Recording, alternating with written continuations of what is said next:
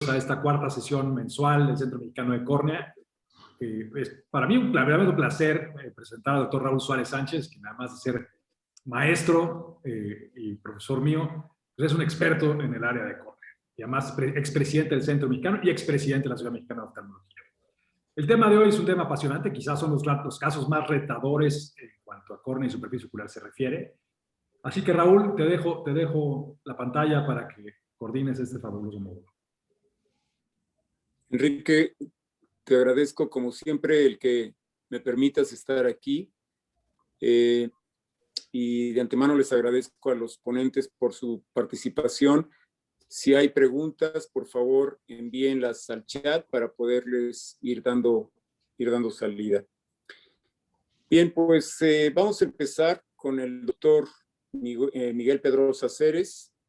Él hizo su especialidad en uveitis en la Asociación para Evitar la Ceguera en México. También realizó un fellowship en inmunología ocular y uveitis con el doctor Stephen Foster en la Harvard Medical School. También realizó una maestría y un doctorado en ciencias biomédicas en el área de inmunología en la UNAM.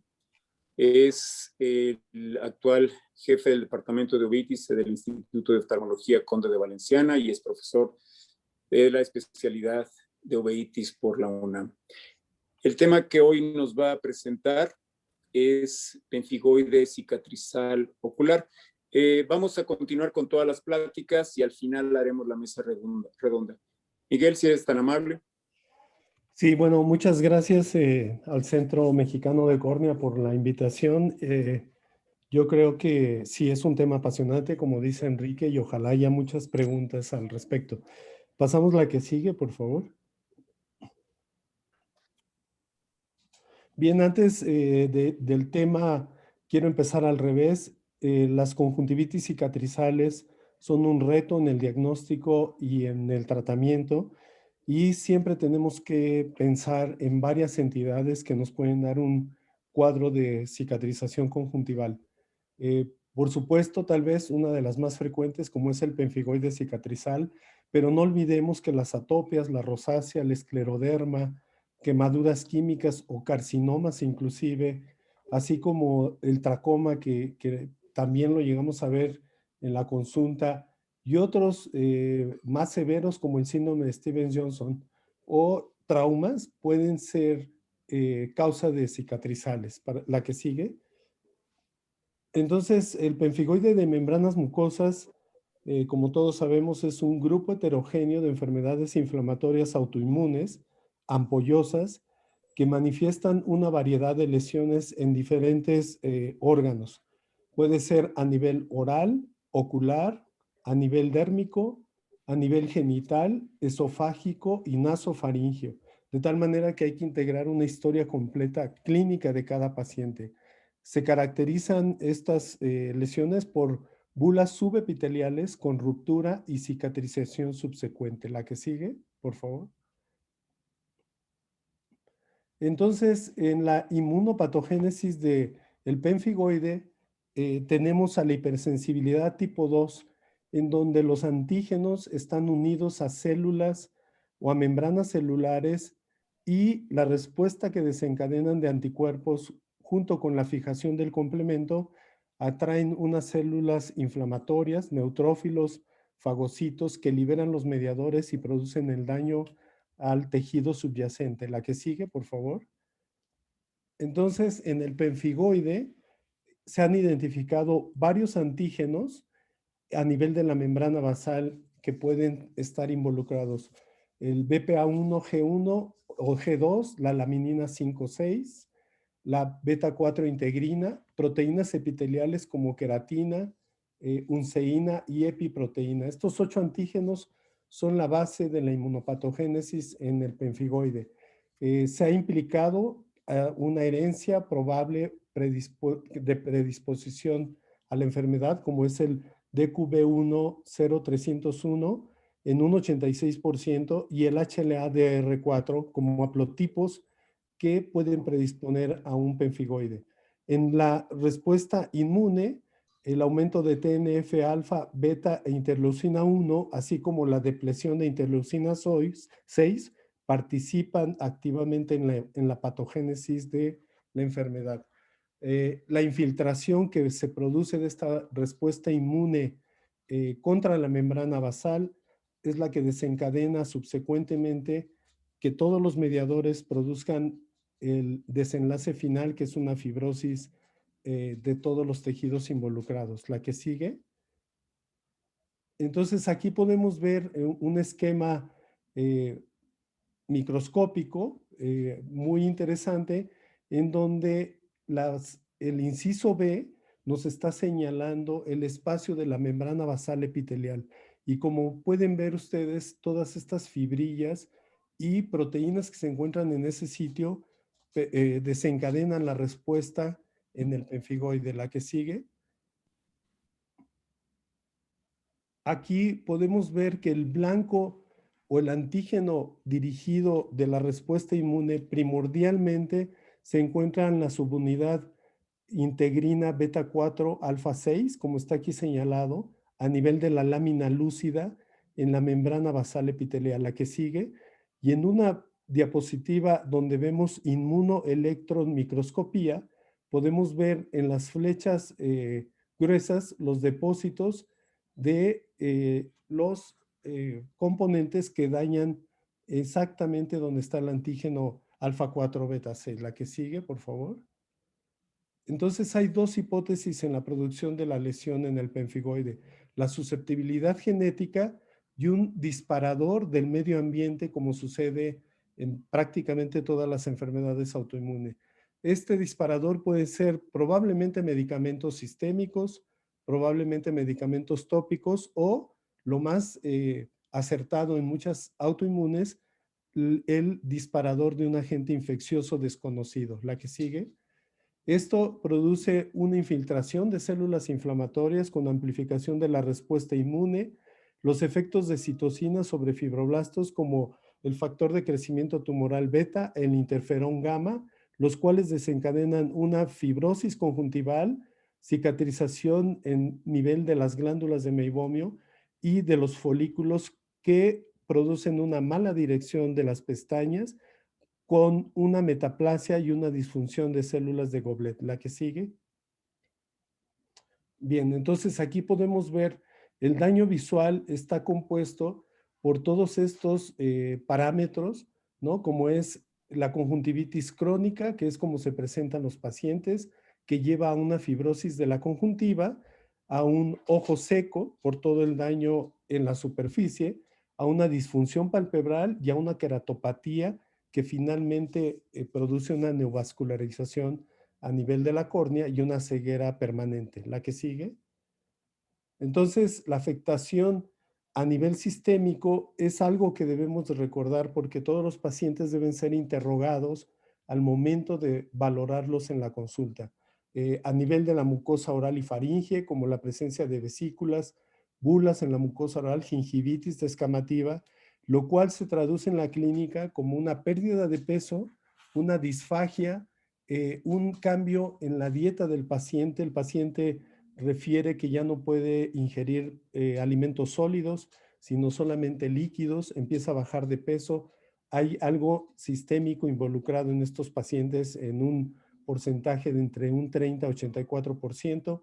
La cicatriz de la conjuntiva, que es lo que vemos nosotros como oftalmólogos fácilmente, pero también hay que recordar que puede haber ulceración en mucosas de nariz, epistaxis, en la piel puede haber placas eritematosas, cicatrización atrófica, en el esófago hay disfagia por esta fibrosis, y en la laringe puede producir disfonía, y también los síntomas en genitales, como son a nivel del ano y vagina con cicatrización. La que sigue. Entonces tenemos 4 etapas clínicas que son primordiales para el diagnóstico, y siempre en la primera etapa, como lo podemos ver arriba a la izquierda, es la etapa más difícil de detectar muchas veces, porque pasa desapercibida. En una exploración rápida no se voltea el tarso superior y no se observa la conjuntiva, en donde la conjuntiva tarsal superior es el mejor sitio para ver el inicio de la fibrosis subepitelial. Aquí podemos ver una foto clínica de la etapa 1, ¿sí? Abajo vemos una etapa, abajo a la izquierda, una etapa 2, en donde hay un acortamiento del fornix con una fibrosis importante en la conjuntiva tarsal inferior, como se ve aquí. En la etapa 3, arriba a la derecha, ya formación de simbléfaron. Y en la etapa 4, una queratopatía importante y una metaplasia. Estas etapas clínicas nos basamos normalmente nosotros en las etapas descritas por Foster. Pueden todavía clasificar más estas etapas con una combinación de Foster y Mondino, en donde lo va dividiendo por tercios, etapa 1A, 1B, 1C o 1D, dependiendo de la extensión que involucra la fibrosis en la conjuntiva. La que sigue, por favor. Entonces, lo primordial es tener la posibilidad de hacer una biopsia de estas lesiones, que puede ser de mucosa conjuntival o puede ser de mucosa oral inclusive, y enviarlas a inmunopatología. En la inmunopatología, como podemos ver en esta inmunofluorescencia directa, observamos una tinción, la línea verde que todos ven en el tejido, muy bien teñida, de un anticuerpo contra una IgG, la cual está unida en la membrana basal. Entonces, el diagnóstico inmunopatológico junto con la clínica nos da la pauta para el tratamiento inicial. La que sigue. Aquí podemos ver en esta diapositiva muy bonita, en donde podemos ver la tinción de la membrana basal epitelial, esta línea verde, más tenue del lado derecho y más intensa del lado izquierdo, pero en el recuadro de la derecha podemos ver cómo la tinción de las inmunoglobulinas de la membrana basal, también se tiñeron las inmunoglobulinas en las células plasmáticas que están aquí en el tejido, en esta vénula. En la pared de ella se ven pequeños círculos inmunoteñidos de verde que corresponden a linfocitos B con inmunoglobulina G. La que sigue. Bien, entonces el manejo integral en el pemfigoide es un manejo multidisciplinario, ¿no? Tanto debemos participar varios especialistas para llevar a cabo un buen tratamiento y un buen desenlace con los pacientes.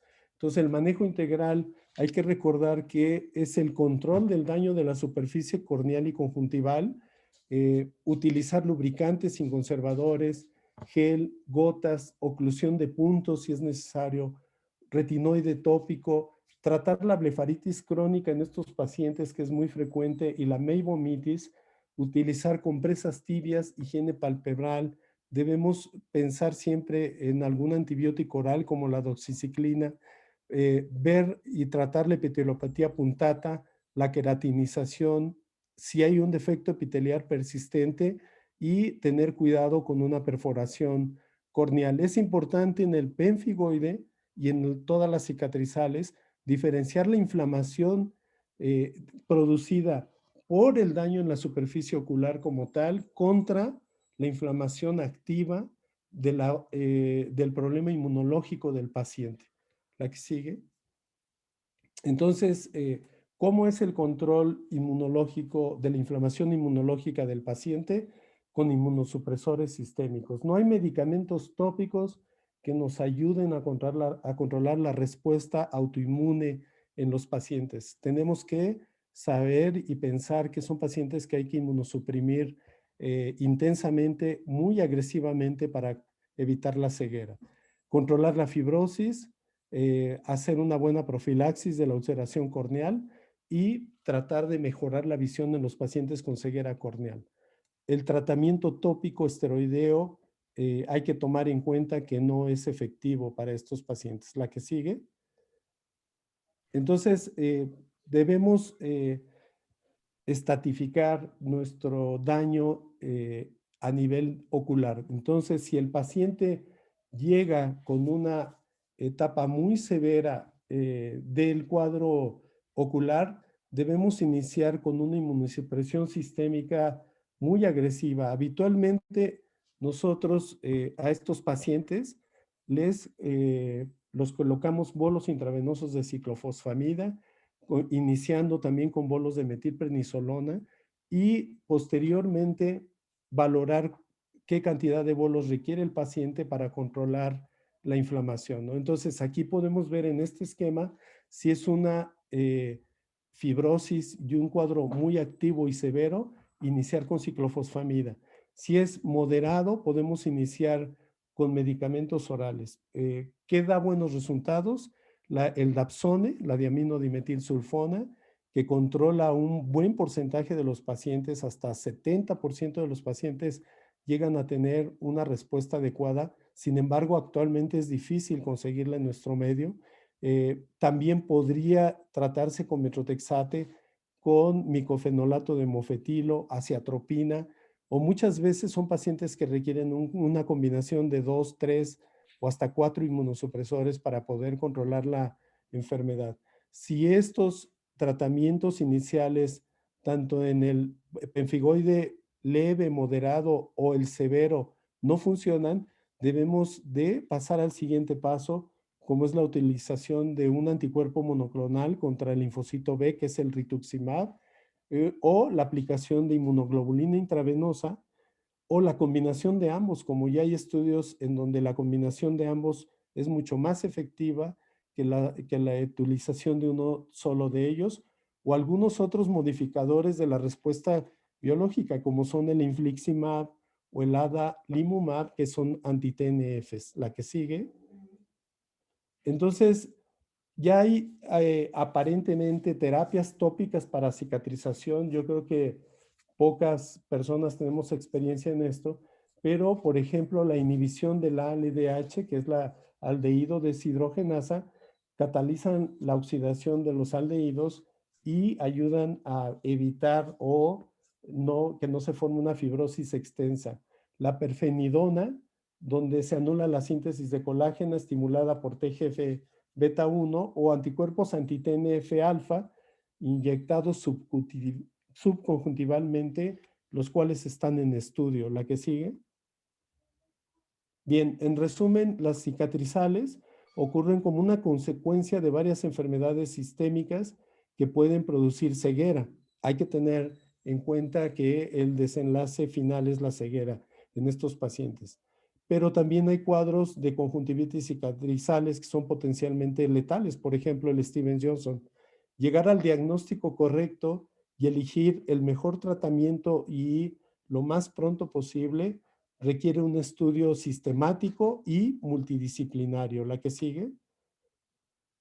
Los elementos más útiles para lograr el diagnóstico, como siempre platicamos de esto en las sesiones, una historia exhaustiva y revisión de sistemas de los pacientes, un examen ocular y extraocular detallado, no pasar por alto esas conjuntivitis crónicas que dan vueltas y regresan y no responden a los tratamientos. Hay que pensar que puede tener una conjuntivitis cicatrizal y lo más adecuado, pedir en todos los pacientes un estudio inmunopatológico del tejido biopsiado. ¿La que sigue? Creo que son todas. Gracias. Bien, muchas gracias, Miguel. Excelente plática, muy completa. Si les recuerdo que si tienen alguna pregunta, la hagan llegar a través del chat para nuestra mesa redonda al final. Bien, a continuación, el doctor Víctor Boullosa Graña, quien hizo su especialidad de córnea y cirugía refractiva en el Instituto de Oftalmología Fundación Conde de Valenciana, y funge actualmente como director del Banco de Ojos del mismo instituto.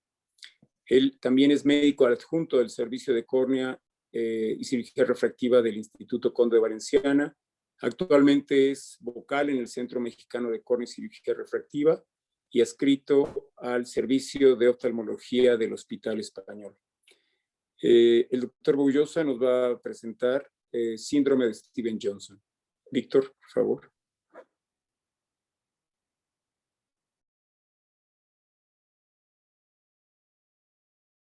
Víctor, creo que está apagado tu micrófono.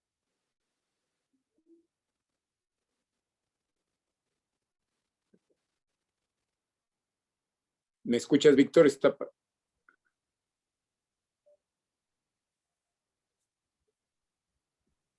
Le marco a Víctor. A ver, sí. Víctor, no te escuchamos.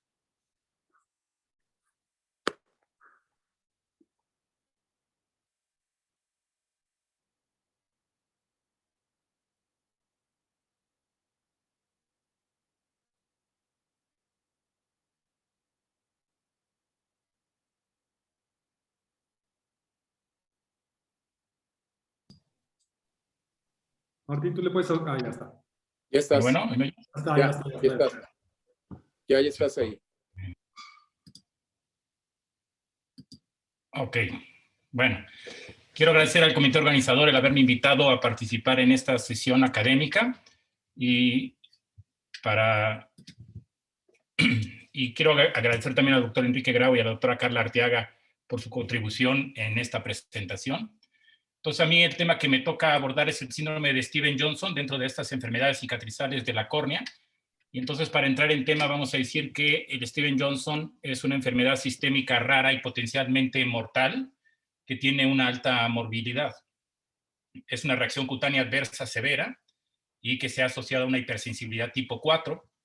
Pertenece a una enfermedad ampollosa aguda de la piel y de las mucosas y que provoca tanto inflamación aguda del segmento anterior, de la superficie ocular, conjuntivitis crónica, ojo seco severo, y sin tratamiento puede conllevar a una conjuntivitis cicatrizal crónica y anormalidades de la cicatriz palpebral.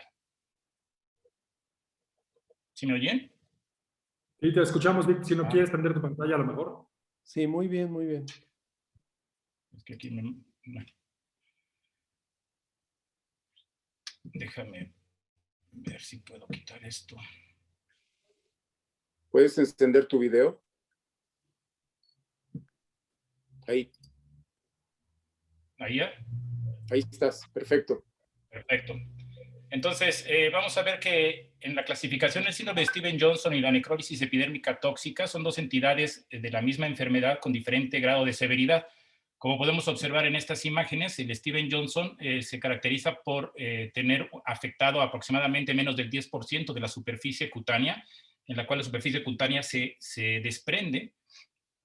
Cuando la afectación es mayor al 30% se considera como TEN o necrólisis epidérmica tóxica, como se ve aquí, y existe un síndrome en el traslape de las dos entidades, que es cuando está afectada entre el 10 y el 30% de la superficie cutánea denudada.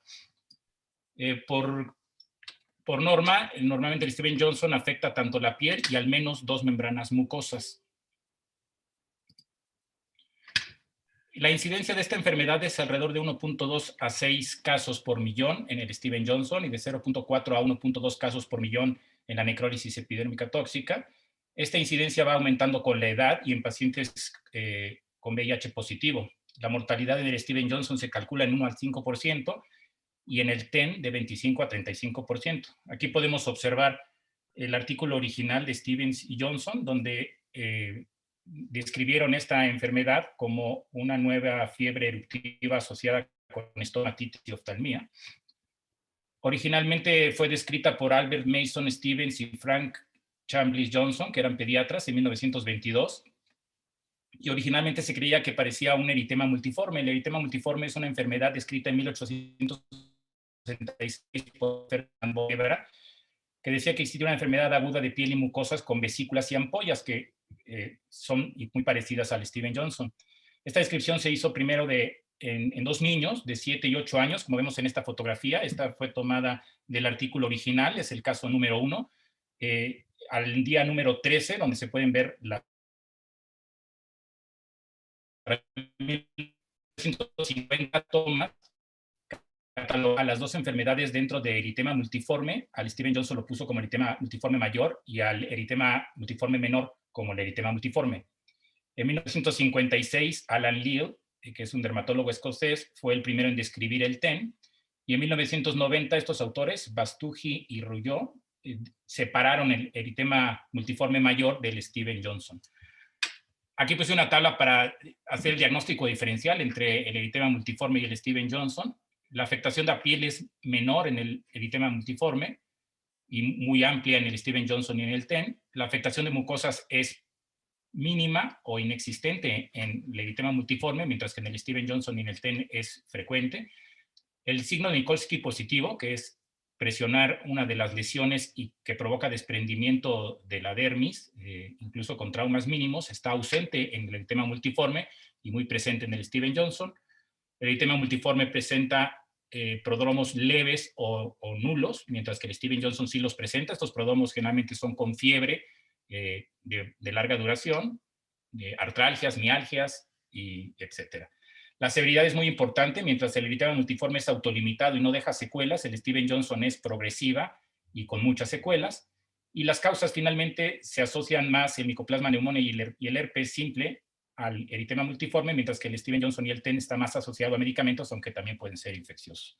En la etiopatogenia no se ha dilucidado completamente. Existen varias vías. Una es la del Fas ligando, donde hay mediadores de muerte celular, generalmente por perforinas, la granzima y la granulosina, que son citocinas que provocan la apoptosis de los queratinocitos.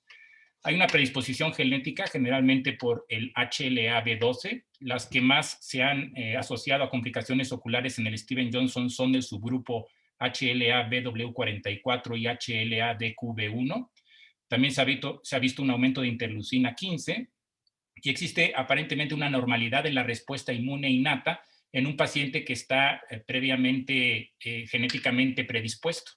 Entonces se dispara esta respuesta inmunológica con linfocitos TCD8 y natural killers, que también favorecen la presencia de estas citocinas con más apoptosis de queratinocitos y necrosis epidérmica.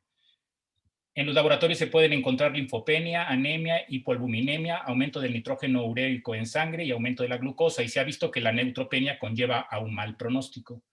Entonces, el síndrome de Stevens-Johnson es una combinación de factores genéticos y medioambientales. Estos factores medioambientales disparan esta respuesta inflamatoria, y dentro de estos disparadores encontramos en adultos, principalmente asociado a medicamentos.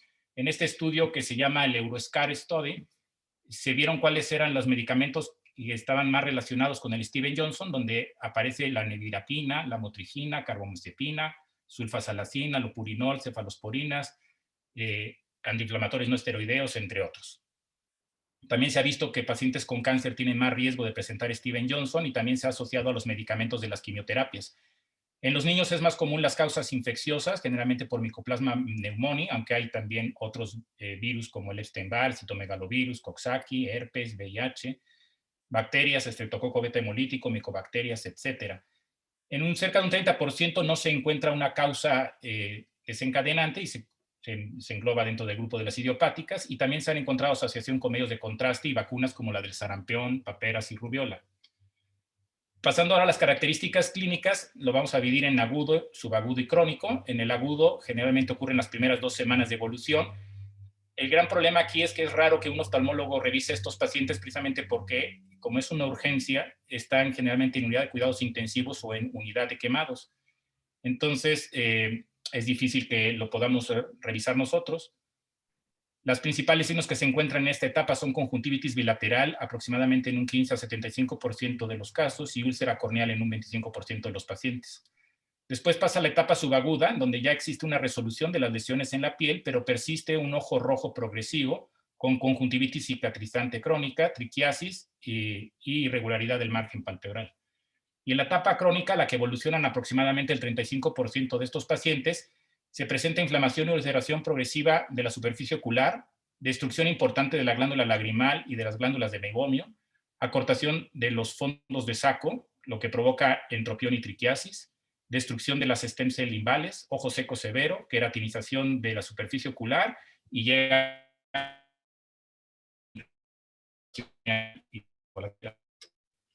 es una escala de afectación ocular y de pronóstico que fue propuesta por Sotosono, y es una buena alternativa para valorar en qué estadio se encuentra el paciente y cómo va evolucionando, o incluso ver la evolución que tiene después de las terapias o de los tratamientos quirúrgicos que se le pueden hacer a estos pacientes. O pueden observar que hay 13 variables, ¿no?, de 13 síntomas que puede presentar el paciente. Hay una graduación de 0, 1, 2 y 3, evidentemente a mayor calificación, peor pronóstico. Las complicaciones más comunes que se vieron fue pérdida de las empalizadas de Vogt y alteración o involucro de la glándula de meibomio. Y dentro de las complicaciones observadas en el Stevens-Johnson crónico está la neovascularización, la opacificación y el simbléfaro. Ahora pasamos al manejo médico. En el manejo médico sistémico, pues tenemos que considerar que es una emergencia médica.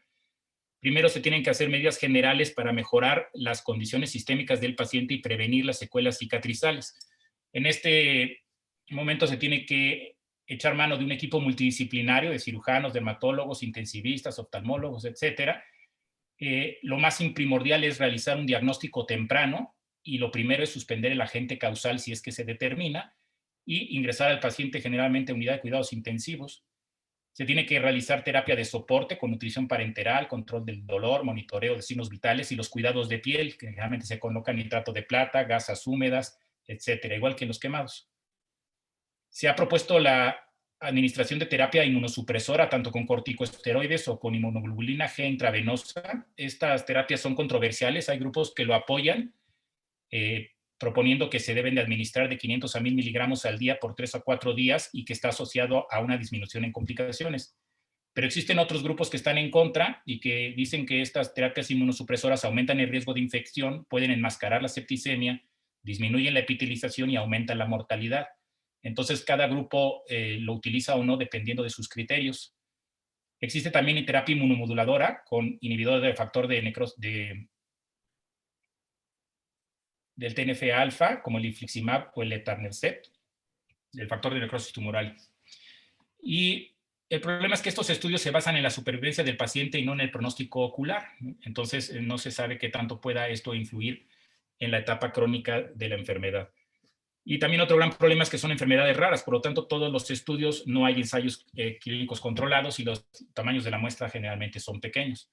Lo que a nosotros nos incumbe, que es el manejo ocular, en la fase aguda, como decíamos, lo principal son la conjuntivitis y la meibomitis. Los objetivos del oftalmólogo es proteger la superficie ocular, prevenir el simbléfaro y reducir la inflamación de la superficie ocular. Y para esto echamos mano de antibióticos, esteroides y lubricantes. Y lo que está más en boga actualmente es el uso del trasplante de membrana amniótica, en cualquiera de sus formas, criopreservada, proquera o fresco. El proquera es un dispositivo, como podemos ver en esta imagen, de membrana amniótica que se coloca a manera de lente de contacto y que es una muy buena alternativa por esos pacientes, como decíamos, que están en unidad de cuidados intensivos y que es difícil poder hacer el trasplante de membrana amniótica.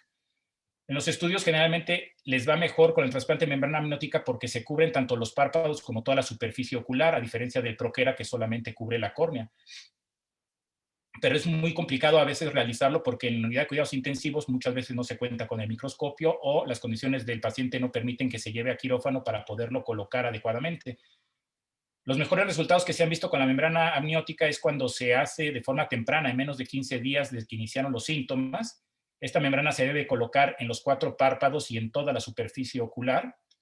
La reabsorción de la membrana ocurre entre 2 y 3 semanas y el procedimiento se puede repetir las veces que sean necesarias para mejorar la epitelización.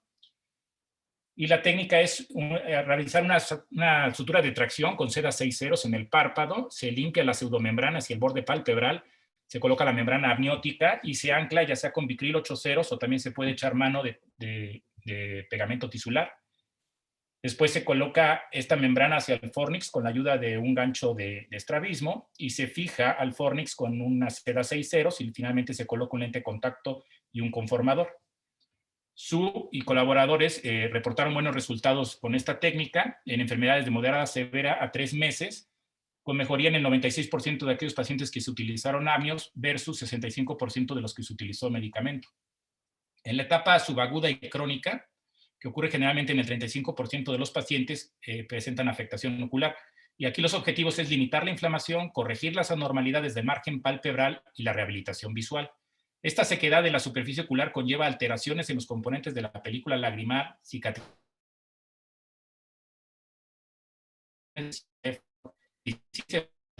defectos epiteliales persistentes, queratinización de los bordes palpebrales, que finalmente por el parpadeo van provocando microtrauma en la córnea, dañándola y provocando inflamación y vascularización. Esta cicatrización conjuntival crónica lleva al entropión, a la triquiasis y a la distiquiasis. En este caso tenemos que echar mano del lubricante libre de preservadores de forma indefinida. También podemos usar esteroides tópicos y sistémicos según el control de la inflamación. Es muy importante la higiene palpebral de la meibomitis y el retiro de la queratinización. Se puede echar mano de lentes contactos esclerales que provocan un microambiente a la córnea y lo protege de esta erosión recurrente, lo que favorece que disminuya el riesgo de efectos epiteliales, disminuye la fotofobia y mejora la visión. El problema es el costo de los mismos y que es difícil adaptar en los pacientes que, como vemos aquí, pueden tener simblefaron, y entonces en estos casos hay que utilizar otro tipo de técnicas. También se han desarrollado trasplantes de glándulas salivales con muy pocos resultados. Algunos resultados mejores con glándulas salivales menores, pero el de parótida y submandibular solamente son reportes de casos, generalmente son poco reproducibles, puede haber hipersecreción y son poco viables a largo plazo. Aquí podemos ver algunas imágenes de un injerto de membrana mucosa oral, que es otra de las alternativas. Este es útil para la queratinización de los bordes palpebrales. En esto se utiliza una sutura de tracción de seda 4 ceros. Se hace una excisión del margen con cuchilla y cauterio. Después se obtiene el injerto de membrana mucosa. Previamente se prepara con yodopovidona y lidocaína submucosa, lidocaína y epinefrina submucosa. El injerto se sobredimensiona 20% porque se puede contraer. Se hace una excisión con bisturí y cauterio y finalmente esta se sutura al borde palpebral con vitril 8 ceros o con pegamento tisular. Y se han reportado buenos resultados. En cuanto a la rehabilitación visual, depende del grado de humedad y de la opacidad corneal. Esta generalmente se mide con Schirmer. Puede haber ojo seco severo o medianamente húmedo. Medianamente húmedo más o menos tiene un Schirmer de 10, y en el cual es posible realizar trasplantes de stem cell limbales o trasplante de mucosa epitelial oral cultivada, también denominada COMET. Y en el ojo seco severo, injertos de membrana mucosa e injertos de glándula salival serían las opciones. El trasplante de células de limbo generalmente ofrece pobres resultados. Generalmente hay retraso de la epitelización corneal. Puede haber en gran medida rechazo al injerto, incluso con inmunosupresión, y esta misma inmunosupresión provocar un aumento de riesgo de infecciones. Esto es debido a la inflamación persistente, a la diferenciación del epitelio anormal, al ojo seco severo y a las anormalidades palpebrales. En este caso, pues se obtiene de esta manera, como vemos aquí en este video, se hace un retiro del panus y una peritomía en el ojo receptor, y en el ojo donador se tienen que tomar estos injertos que incluyen córnea, el limbo y parte de la conjuntiva a forma de triángulos, y finalmente se suturan en la córnea del paciente.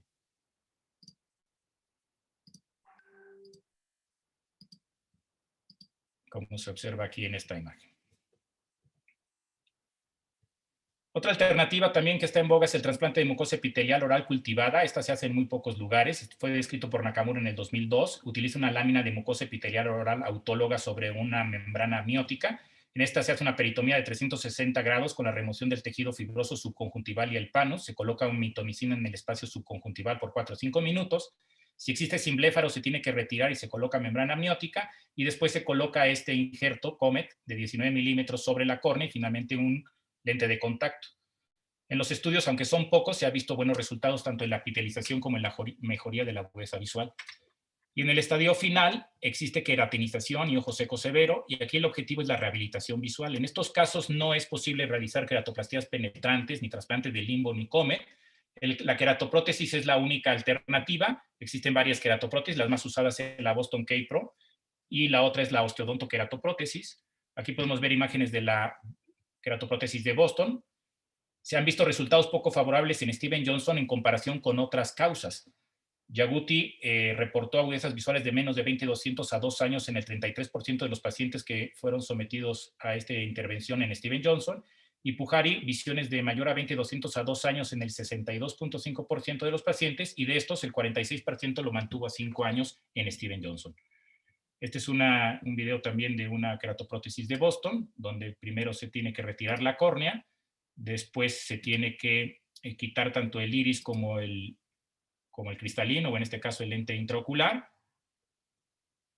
Se realiza una vitrectomía anterior. Y finalmente se sutura la queratoprótesis y se cierra la conjuntiva. Dentro de las complicaciones que encontramos es la membrana retroprostética, como la podemos ver en esta imagen, el glaucoma, que a veces requiere cirugías filtrantes, y la endoftalmitis. La otra es la osteodontoqueratoprótesis, que este ya es como el estadio final ya en el estadio muy avanzado. Los mejores candidatos son que tienen ceguera corneal bilateral, ojo seco severo, ausencia de stem cells y una agudeza visual menor a cuentadedos a 1 metro en el mejor ojo. Se excluyen pacientes que tienen desprendimientos de retina que no son tratables, menores de 17 años y glaucoma avanzado, aunque hay que tomar en cuenta las condiciones económicas del paciente porque son caras, las condiciones sociales y emocionales, así como factores psicológicos. Estos a grandes rasgos son 3 pasos para realizar este tipo de queratoprótesis, en la cual se utiliza una osteotomía dental con el hueso alveolar, donde se coloca este cilindro. Esta después se implanta en el ojo, en un paciente que le habían hecho un trasplante mucoso previo, y este es el resultado final del paciente. Esto requiere antibióticos y lubricantes tópicos de por vida y visitas cada 3 meses. En los resultados no hay reportes a largo plazo en Steven Johnson. La mayoría de los estudios son de todas las causas. Falcinelli, que es uno de los que tiene más experiencia, reportó 234 pacientes con esta técnica a un seguimiento de 9 más menos 5 años con un 94% de éxito anatómico. Tan reporta 8 casos con una sobrevida del 87% a 5 años. Liu una sobrevida del 72% y mejoría visual en el 83% a 4 años, pero hay que tomar en cuenta que todos estos datos son de cualquier causa que requirió este tipo de queratoprótesis, no son exclusivas del Steven Johnson. Dentro de las complicaciones encontramos hemorragia vítrea, glaucoma, endoftalmitis y extrusión y sobrecrecimiento mucoso en el óptico. La rehabilitación visual y la calidad de vida es buena, pero cosméticamente los pacientes la ven inaceptable. Existen otras alternativas como la Urocapro y la LVP Crapro, que son unas queratoprótesis tipo 1 modificadas que aparentemente pueden tener buenos resultados. En conclusión, vamos a decir que el Steven Johnson es una reacción inmunológica no específica, presenta una fase aguda con conjuntivitis bilateral y pérdida del epitelio de la superficie ocular. La fase crónica presenta secuelas con cicatriz, ojo seco severo e inflamación. Se puede reducir las complicaciones con el manejo oportuno, es muy importante porque conlleva un riesgo de mortalidad. El soporte vital. La terapia inmunosupresora e inmunomoduladora es controversial. Lo que se ha visto es que la membrana amniótica es muy útil y se debe de realizar lo más pronto posible, generalmente en las primeras 2 semanas, que conlleva un aumento de la epitelización, disminución de la inflamación y disminución de la cicatrización.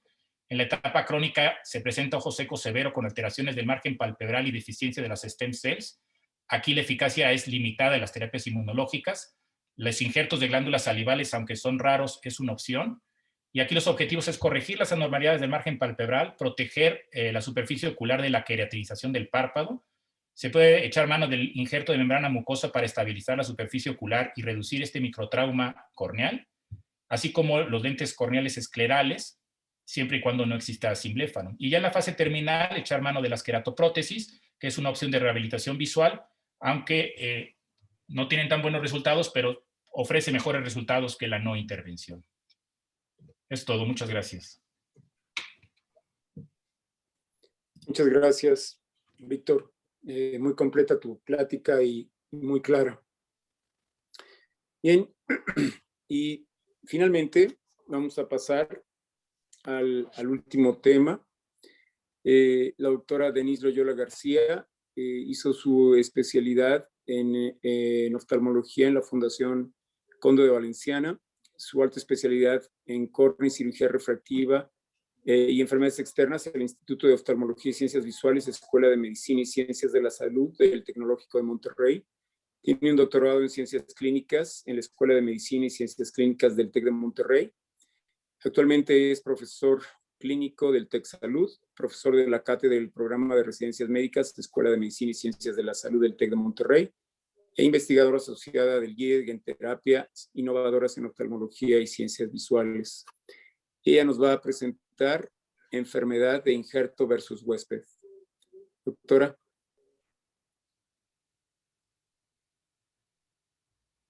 Tu audio está apagado. Ya. Hola, muy buenas noches. Muchísimas gracias por la invitación. Es un honor para mí poder estar aquí compartiendo sobre todo con ustedes, grandes maestros. Y pues les voy a platicar un poco acerca de la enfermedad de injerto contra huésped. Quiero agradecer enormemente al Dr. Sandeep Jain y a todo su equipo por el apoyo en el desarrollo de esta presentación y de todo lo que sé de este tema. Y como hablaré de ciertos nuevos medicamentos, pues declarar que no tengo ningún interés comercial relacionado. Y hay que iniciar, primero que nada, definiendo qué es la enfermedad de injerto contra huésped, o por sus siglas en inglés GVHD. Y esta enfermedad se considera como la complicación más común, que es posterior al trasplante alogénico de células hematopoyéticas. Este trasplante se utiliza para tratar enfermedades hematológicas malignas, benignas y algunos trastornos genéticos. Pero esta complicación, porque es importante, porque se llega a presentar dentro del 40 al 70% de estos pacientes.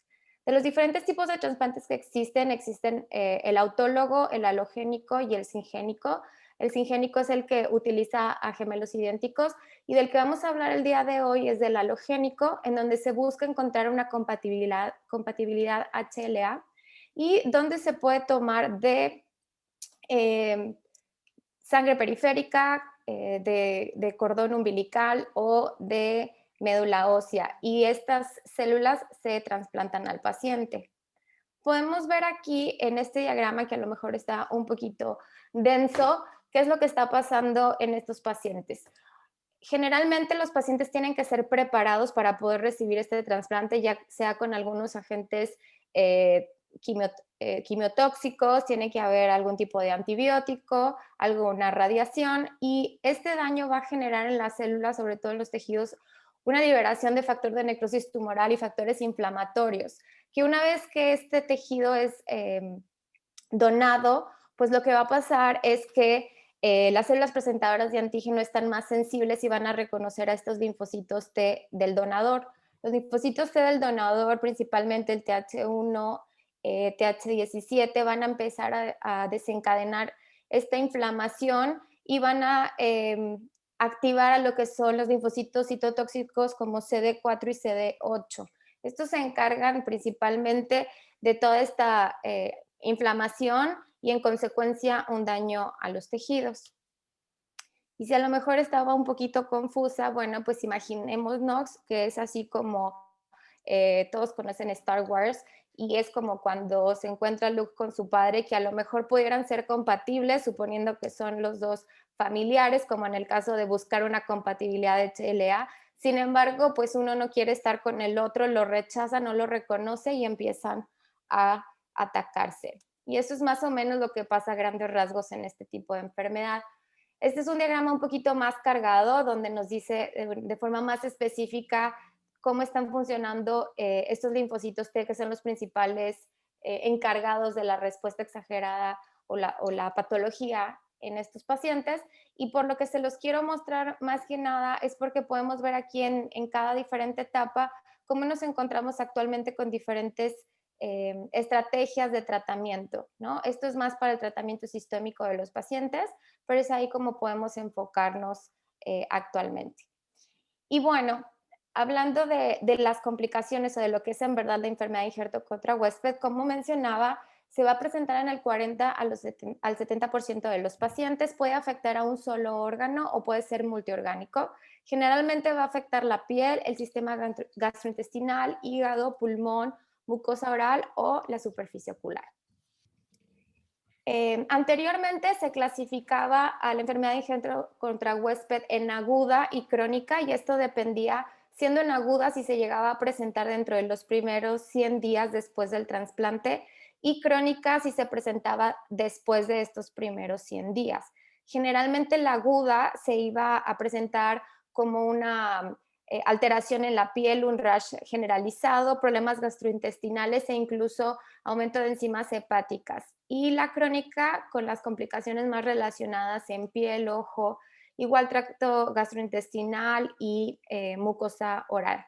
Sin embargo, en alguno de estos pacientes se podía llegar a presentar una como superposición de estas dos presentaciones, y es por eso que el NIH decidió realizar una nueva clasificación, la que podemos ver aquí, en donde no va a estar definido si es agudo o crónico de acuerdo al inicio de los síntomas, sino a las manifestaciones que presentan estos pacientes.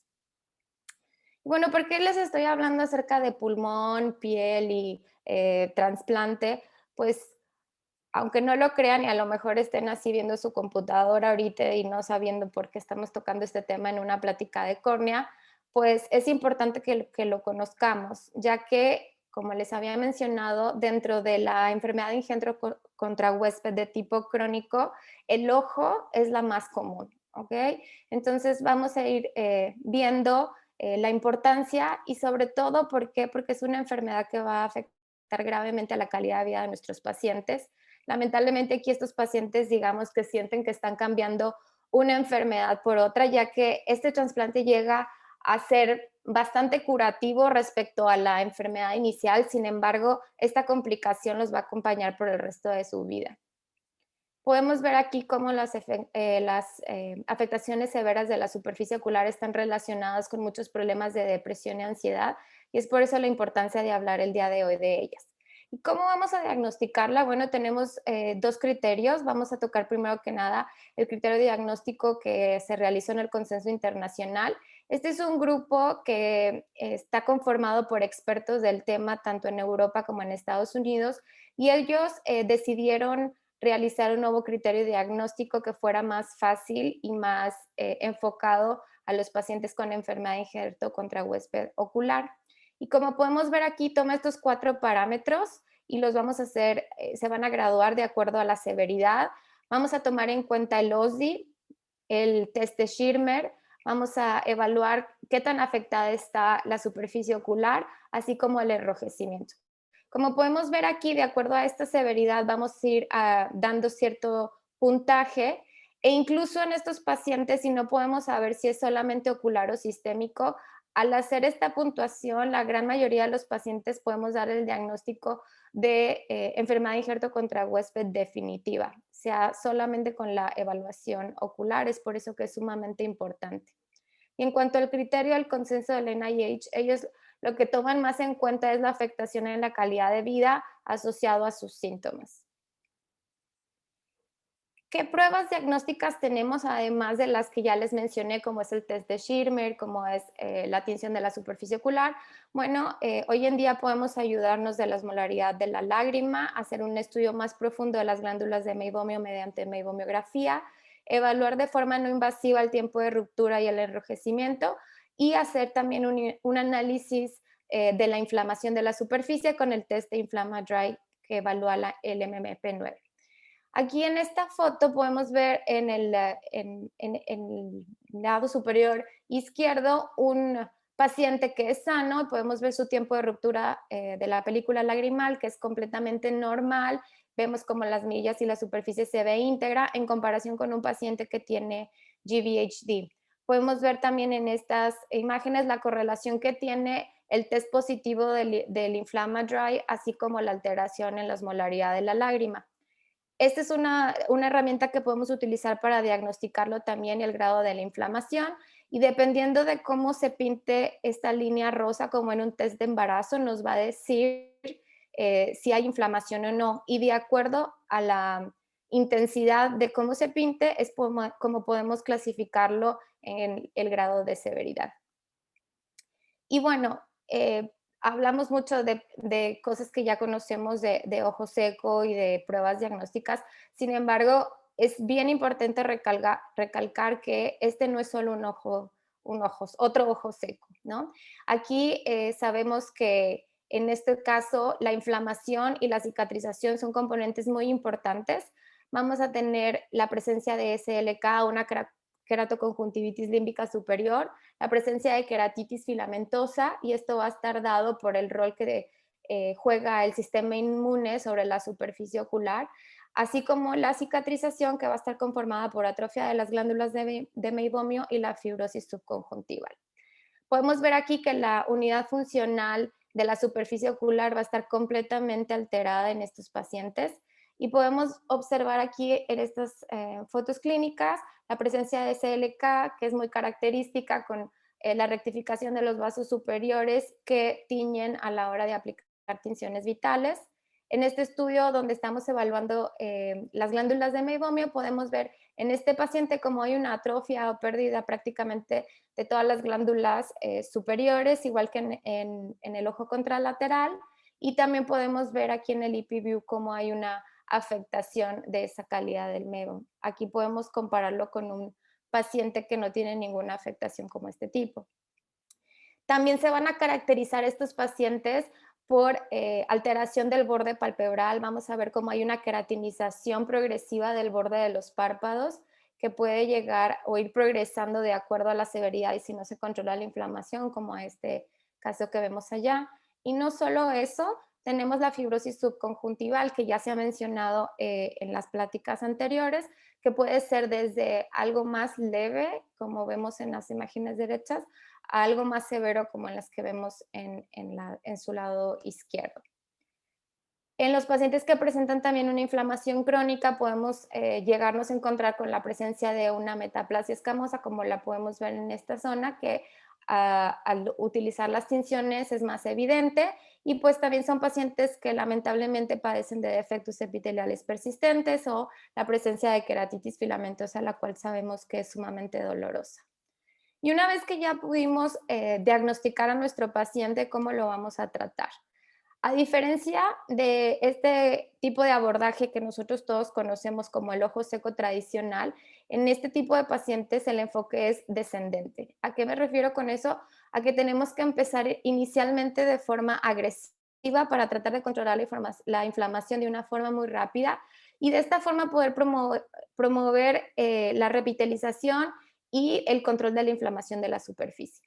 Podemos utilizar la ciclosporina en diferentes concentraciones, las que pongo en diferente tono. Estas generalmente tienen que ser realizadas en la farmacia o creadas por nosotros, ya que no existen en el mercado. Podemos utilizar también, de preferencia, esteroides de superficie que no tengan conservadores, aunque cuando se puede llegar a lograr la aplicación una vez al día, no puede ser utilizado con conservador sin problema. La eritromicina es un componente muy importante porque funciona como un inmunomodulador en el borde palpebral y nos va a ayudar a que las glándulas de meibomio y ese borde se mantengan desinflamados. Hacer uso de la doxiciclina oral iniciando con 100 miligramos al día, aunque sabemos que se puede modificar a dosis tan bajas como 50 miligramos al día. Bien importante la lágrima artificial sin conservador, y el suero autólogo en estos pacientes juega un papel muy importante, así como también el plasma rico en factores de crecimiento. El tapón de puntos lagrimales puede ser controversial, sobre todo cuando tenemos un ojo muy enojado, muy activo, mucha inflamación. Se recomienda utilizarlo cuando no hay tanta inflamación en la superficie ocular, y el uso también de lentes de contacto, del cual hablaré un poquito más adelante. Como les mencionaba, podemos hacer uso de los lentes de contacto. Pueden ser lentes de contacto blandos. Si se van a utilizar esos, de preferencia tienen que ser de un material de hidrogel de silicón. Esos son muchísimo más amigables para la superficie de estos pacientes. Y no solamente porque van a proteger y a promover la revitalización, sino porque también va a evitar el daño que genera un borde palpebral irregular o ese párpado sobre la superficie ocular que está muy sensible. En casos más severos podemos utilizar el uso de lentes esclerales, como podemos ver aquí arriba. Existen afortunadamente cada vez más opciones de diferentes diámetros que van pudiéndose modificar de acuerdo si nuestro paciente, como ya lo mencionaron anteriormente, si tiene un gran cimbléfaro o no, y podemos entonces jugar un poquito con el diseño de este tipo de lentes. Como podemos ver en las fotos de arriba, este es un paciente con un defecto epitelial persistente donde se puede lograr adaptar adecuadamente un lente de contacto escleral, y en la parte de abajo, a pesar de que trae su lente escleral, podemos ver que al retirar el lente, las tinciones existen todavía cerca de la córnea, pero podemos ver que es muchísimo mayor donde no está el lente. Entonces esto nos habla que el lente también nos está funcionando como una especie de protección hacia los tejidos de estos pacientes. ¿Y qué hay acerca de nuevos tratamientos? Porque como ya les mencioné, todos los que comentamos ahorita son tratamientos que existen actualmente, y es aquí donde la investigación translacional tiene un papel súper importante, en la que tenemos que llevar lo que está en las moléculas, en las células de estos pacientes, hacer una investigación básica y llevarlo a la terapia universal. Y aquí podemos ver cómo empezaron a investigar esas lágrimas de estos pacientes y analizar qué es lo que había dentro de ellas. Y al estar haciendo esto, se dieron cuenta que la lágrima estaba cargada muchísimo de neutrófilos. Sabemos que los neutrófilos son esas células que llegan principalmente cuando hay una inflamación o un daño a los tejidos. Sin embargo, estos neutrófilos empezaban a producir estos moléculas que se llaman NETs, que se conocen como una trampa o telaraña, ¿sí?, de proteínas que van a estar adheridas con cromatina, y lo que hacen estas NETs que producen los neutrófilos es que van a disminuir a la nucleasa, y la nucleasa se encarga de eliminar al DNA extracelular, y de esta forma el DNA extracelular no puede ser eliminado y es el que perpetúa a la inflamación.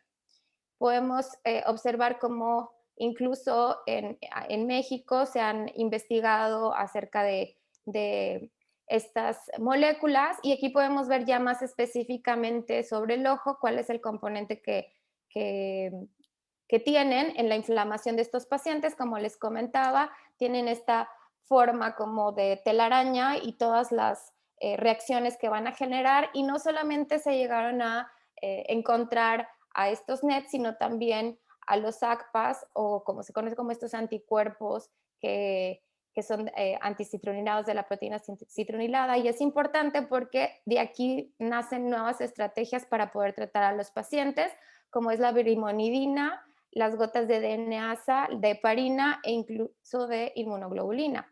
Podemos ver aquí también cómo se realizó un estudio fase 1, donde se utilizó precisamente la DNasa para tratar a estos pacientes, y se logró una disminución significativa.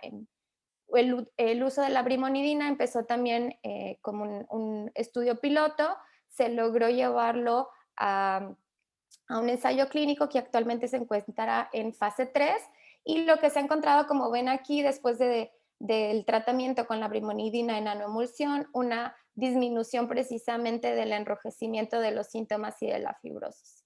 Actualmente, como les comento, está en ensayo clínico fase 3. Otro tratamiento tópico que existe actualmente en estudio es la heparina tópica, que podemos aquí ver en esta inmunofluorescencia cómo al aplicarlo sobre estos neutrófilos de la superficie y sobre todo los NETs, que son los causantes de la inflamación, se puede llegar a disminuir o a desmantelar estas telarañas de los neutrófilos. Entonces, actualmente se puede aplicar en dosis tópica de 100 unidades por mililitro, y se aplican 4 veces al día. Y otro estudio que también está en fase 1 es el uso de inmunoglobulina. Lo que se utiliza es la misma inmunoglobulina que existe actualmente, se diluye y se realiza en formulación tópica, utilizándose 2 veces por semana.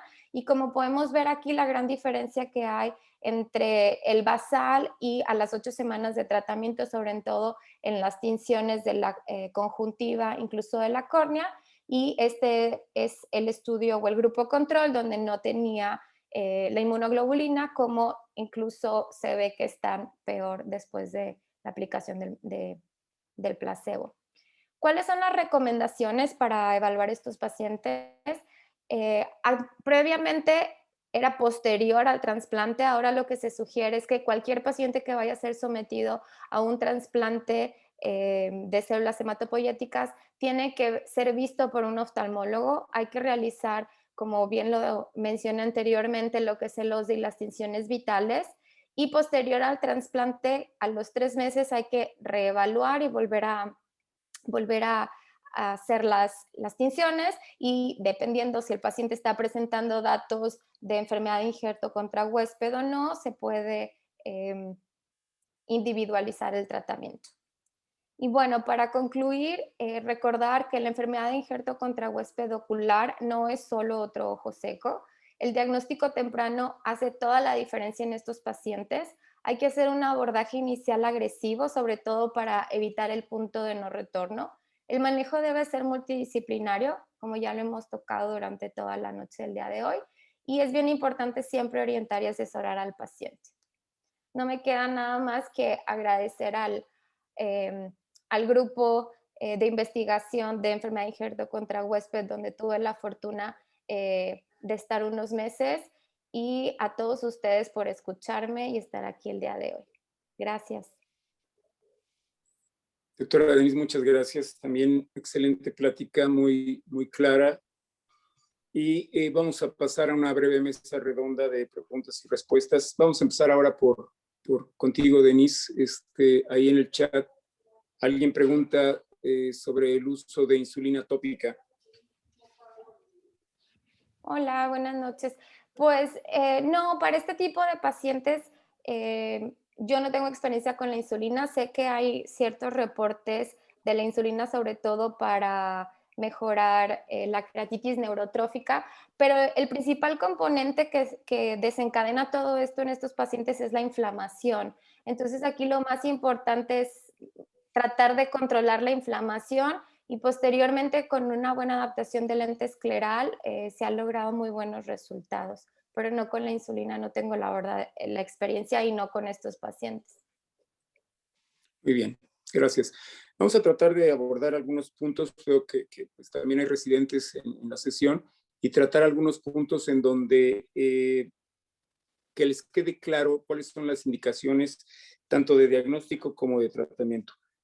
¿Cuál, en resumen, empezando otra vez contigo, Daniela, después Víctor y después Miguel, ¿cuáles son las pruebas diagnósticas para ti más importantes? Las tres más importantes en oculares y las tres más importantes, si es así, de laboratorio para llegar a un diagnóstico. Y si no las hay, bueno, seguimos con el siguiente tema.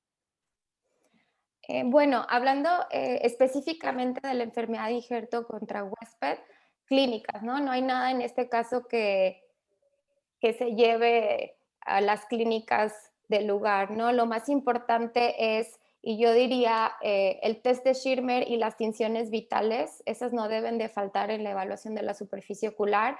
Y como les decía, el cuestionario, el OSDI, que es muy importante también porque son datos que te pueden orientar, como sabemos en una de las clasificaciones que mencioné, el grado de afectación a la calidad de vida viene dentro de la clasificación para diagnóstico. Entonces, en mi caso, tinciones vitales, Schirmer y el cuestionario son sí o sí.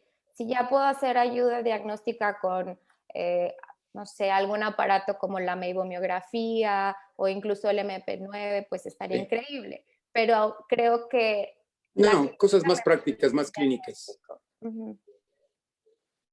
Víctor, cosas clínicas que no puedes omitir, porque si ven todos estos padecimientos, tienen datos clínicos muy similares y la idea es cuáles son los más importantes para que los que nos están escuchando tengan una idea de cómo empezar el diagnóstico diferencial. ¿Cuáles eran los datos más importantes, las pruebas más importantes para ti?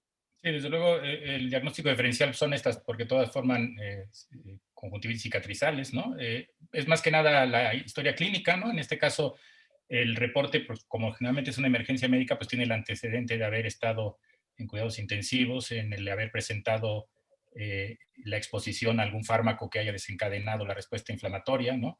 Si queremos hacer un diagnóstico específico, podemos echar mano de la biopsia. Generalmente no se hace, ¿no? Y Ahí me quiero detener un minuto porque esa la voy a ligar con el tema de Miguel. Biopsia. ¿Biopsia de dónde? Y lo mismo voy a preguntarle a Miguel, si es de conjuntiva, si es de mucosa labial y de qué sitio. Normalmente, cuando es en forma aguda se puede hacer de piel o de mucosa, ¿no? Y ya en crónico se puede utilizar la conjuntiva, tratando de evitar la parte cicatrizal, ¿no? Y normalmente se encuentra infiltrado linfocitario en este caso, ¿no? Y los otros son los datos que ya mencionó Miguel en su presentación para ver cuáles son los de pemfigoide. Y a veces ¿Tú la dejarías como una prueba secundaria o como la prueba inicial del diagnóstico? Yo la dejaría como secundaria, realmente no se hace generalmente de cajón, casi nunca se hace la prueba, ¿no? Solamente que tengas mucha duda y muchas veces no cambia mucho la terapia que vas a utilizar, ¿no? Perfecto. Miguel, Sí. lo mismo, la importancia de la biopsia. En el caso del pemfigoide, considero que es de suma importancia ese recurso porque la clínica puede confundir a quien está interrogando al paciente. La historia clínica, como dice Víctor, es fundamental. Por supuesto, en el Steven Johnson a lo mejor no hay duda. En el paciente de injerto contra huésped no hay duda. Es un paciente que fue inmunosuprimido, que recibió un trasplante de médula y que hizo una reacción inmunológica. Pero en el pénfigoide debemos de considerar que hay otras entidades que pueden empezar con una fibrosis sutil y que nos podemos confundir, ¿no? Incluso los pacientes que tienen síndrome de Sjögren hacen fibrosis subepitelial y que en las etapas número 1 de la clasificación de Foster podría realmente confundirnos si el problema es otra enfermedad sistémica o es un penfigoide inicial.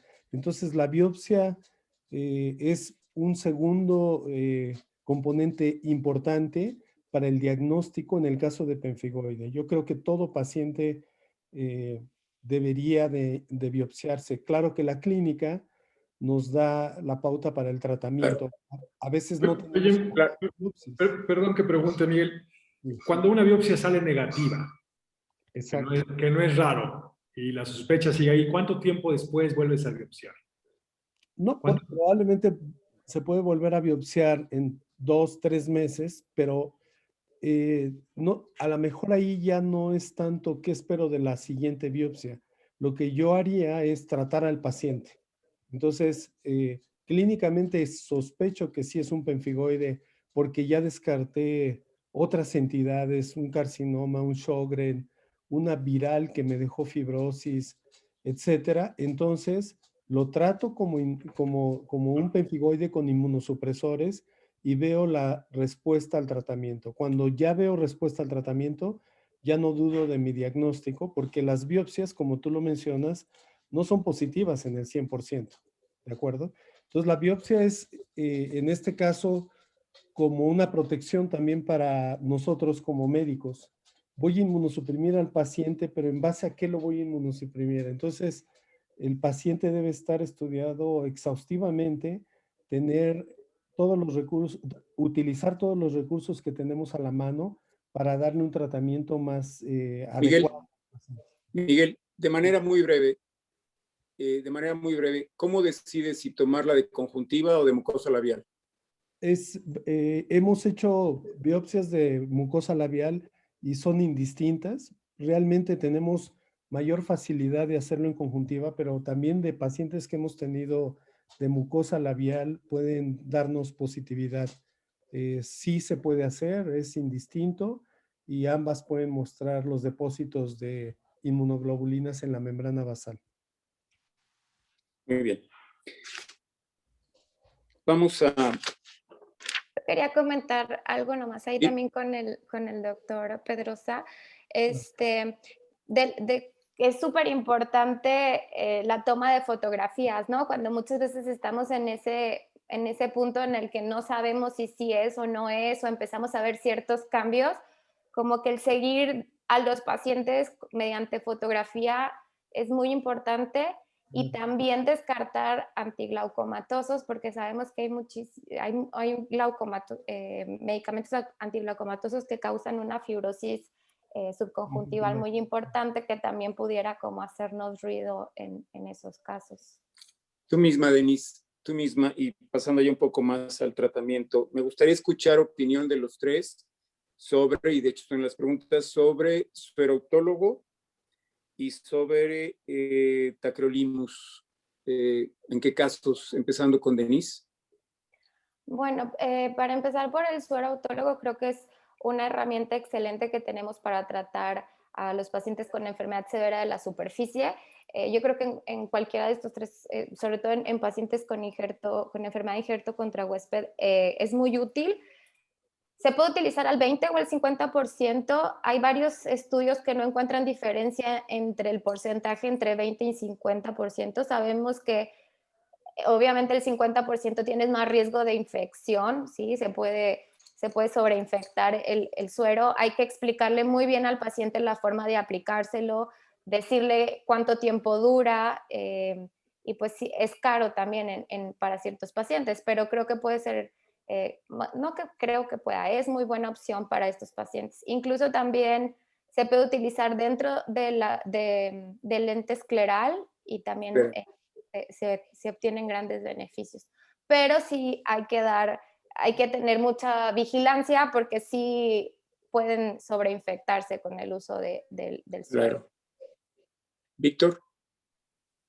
Sí, es una alternativa, ¿no? Depende también el estadiaje del paciente. Ya cuando tiene fibrosis y pérdida de las células limbales, realmente yo lo veo que tiene muy poca utilidad. Ahora, si están en estadios más iniciales, pudiera ser una alternativa para mejorar la epitelización corneal. Perfecto. Tacrolimus. Pues tacrolimus también hay pocos estudios. En México no está disponible de forma de piel, ¿no? Como medicamento de la piel. Se ha utilizado en otras patologías. No tengo yo experiencia de tacrolimus en Steven Johnson, pero bueno, pudiera ser alguna alternativa para tratar de reducir la inflamación. El gran problema de esta enfermedad es de que es progresiva y a pesar de los antiinflamatorios sigue progresando. Entonces, generalmente siempre requieren tratamiento quirúrgico y a veces los resultados no son tan buenos, ¿no? El gran problema es que sí es un dilema muy importante para el oftalmólogo porque ves cómo el paciente cada vez se va complicando más y no tienes muchas alternativas y echas mano de lo que tengas, ¿no? Miguel. Sí, estoy de acuerdo. Bueno, no, tampoco tenemos experiencia con tacrolimus, pero sí muchos pacientes con pemfigoides se ven beneficiados con el suero autólogo. Ya, por supuesto, en etapas más tempranas, ya que cuando ya hay fibrosis o queratopatía, ya realmente casi no tiene ninguna utilidad. Yo de tacrolimus que también quería comentar, como si no lo tenemos disponible, entonces solamente existe la versión dérmica y arde mucho, entonces es muy raro que el paciente tenga buen apego porque es muy incómodo. Si lo toleran es muy bueno, pero es muy raro. Existe una versión veterinaria que es ocular, pero bueno, también cuando le dices al paciente que hay uno que es de uso veterinario, pues no sé, pierden un poco la confianza o no se animan a aplicarlo, aunque esté probado, pero es por eso que no se usa tan frecuentemente aquí en nuestro medio. No, y como comentario, no es adecuado utilizar un medicamento veterinario por las implicaciones legales que yo pueda tener. Hay una pregunta de los asistentes, la voy a ampliar un poco más. Si se deben suspender los medicamentos que se están aplicando al paciente antes de tomar la biopsia, esteroides, inmunosupresores o algún otro tipo de medicamentos que se estén usando para tomar la biopsia. Miguel. Es raro que los pacientes que vemos lleguen en tratamiento con inmunosupresores o esteroides, ¿no? Entonces, casi no vemos ese problema, pero sí es conveniente, por supuesto, que no estuviera bajo tratamiento sistémico. Lo que yo recomiendo es tomar la biopsia y si clínicamente sospecho que tiene pemfigoide, empezar a bolear al paciente inmediatamente después de la biopsia.